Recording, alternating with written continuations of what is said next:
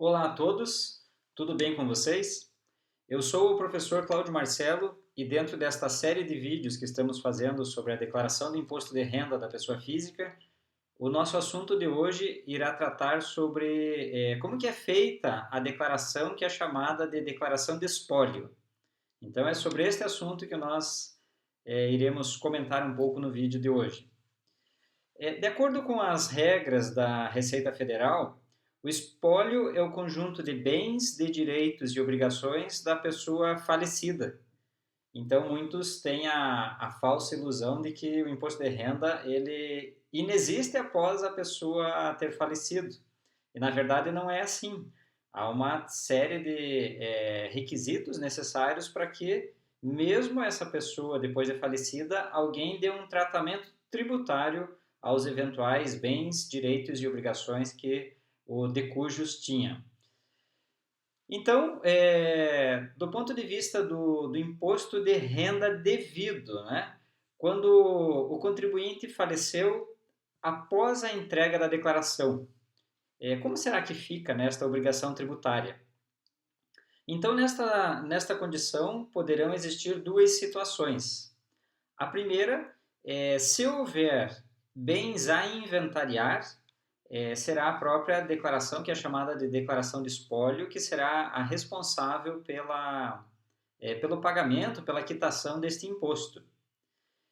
Não havendo bens a inventariar, aí cabe ao cônjuge ou companheiro ou algum dependente solicitar junto à Receita Federal o cancelamento do CPF. A partir do momento que existe este cancelamento do CPF e não tendo bens a inventariar, aí este eventual imposto de renda que seria devido, ele se extingue. Né? Então não há sucessão, não há hereditariedade em relação a esse imposto. Né? Os eventuais herdeiros, eles não se responsabilizariam sobre o pagamento destes tributos por não haver bens a inventariar. Então, nessa condição, o imposto estaria quitado com o falecimento da pessoa.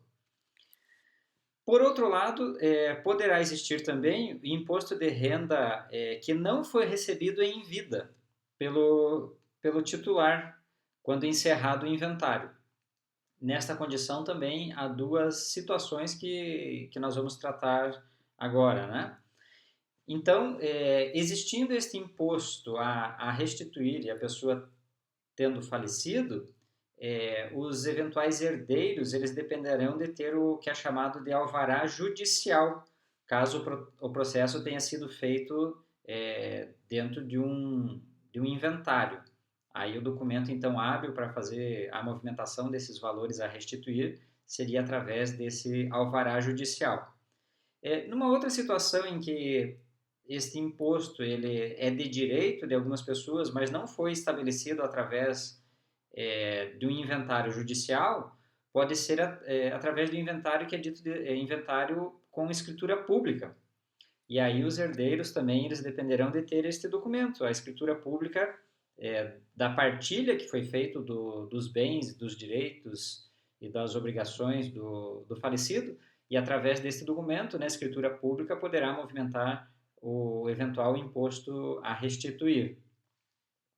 Esta figura, então, do espólio, que é esse conjunto de bens, direitos e obrigações da pessoa falecida, normalmente quem assume a responsabilidade pela elaboração desta declaração é o que é chamado do inventariante.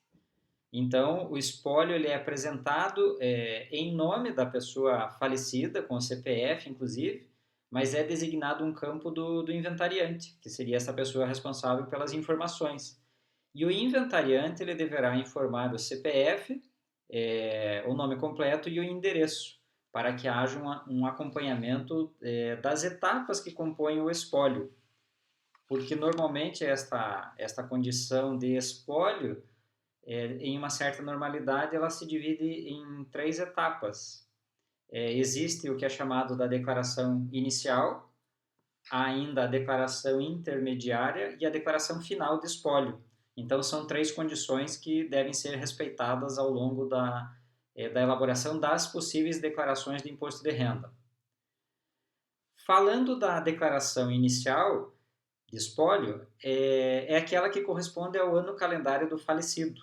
Então, por exemplo, se a pessoa faleceu em 2015, o espólio inicial ele seria relativo a este ano de 2015. Posteriormente, então, haverá a declaração intermediária, que ela acontece em anos subsequentes ao falecimento, até o ano calendário anterior ao da declaração de ajuste anual, né, em que houve uma decisão judicial para a partilha dos bens. Então, esta declaração é chamada de declaração intermediária. Já a declaração final, ela é correspondente ao ano do calendário da decisão judicial da partilha, em que efetivamente já há distribuição do espólio da pessoa falecida. Neste caso da declaração final, é, ela sempre vai ser obrigatória de ser feito quando houver os bens a inventariar. Né? Então, o certo seria passar por estas três etapas: espólio inicial, espólio intermediário e espólio final. Mas, eventualmente, por desconhecimento da legislação ou a pessoa de fato não sabia que teria que cumprir a todas essas etapas, existindo o inventário, de qualquer forma, na partilha desses bens deverá ser feita a declaração final. Então, normalmente, esta declaração de espólio final, ela deve ser apresentada até o último dia útil do mês de abril do ano subsequente a essa decisão judicial da partilha. Então, percebam que pode ser que a resolução desses bens, né, a sucessão desses bens, ela demore alguns anos, como pode ser rápida também. Então, essas três fases, elas podem acontecer rapidamente ou de uma maneira mais demorada e teria reflexo em várias declarações do imposto de renda.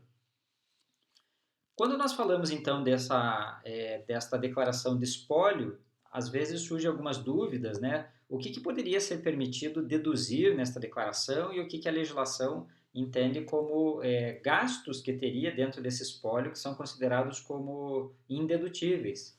E aí não teria a condição de deduzir da base de cálculo do imposto de renda. Então, nós sabemos que os gastos que envolvem, né, todo esse processo, além da parte sentimental, de uma parte desgastante que há em falecimentos, existem diversas taxas, né, como o funeral, como os honorários propriamente dito dos advogados para poder fazer o trâmite desse espólio todo. Infelizmente, a legislação atual do imposto de renda, ela não entende que estes gastos, eles são gastos permitidos, ou seja, gastos dedutíveis para fins de imposto de renda. Por mais que sejam valores, muitas vezes, valores relevantes, não podemos deduzir da base de cálculo do imposto.